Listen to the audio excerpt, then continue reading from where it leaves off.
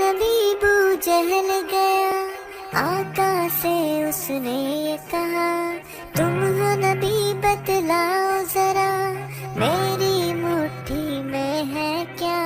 सिमत नबी बू जहल गया, आका से उसने ये कहा, तुम हो नबी बतलाओ जरा, मेरी मुट्ठी में है क्या।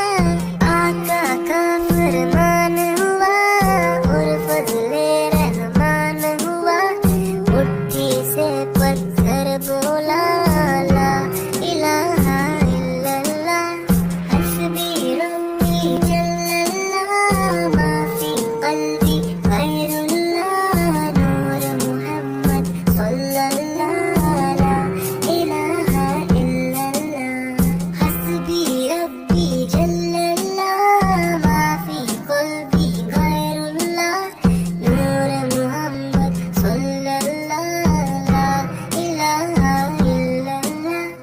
अपनी बहन से बोले उमर, ये तो बता क्या करती थी, मेरे आने से पहले क्या चुपके चुपके पढ़ती थी।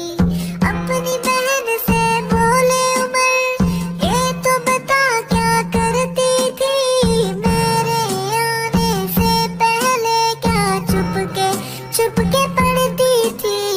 बहन ने जब कुरान पढ़ा, सुन के कलामे पाक खुदा, दिल ये उमर का बोल पड़ा, ला इलाहा इल्लल्लाह।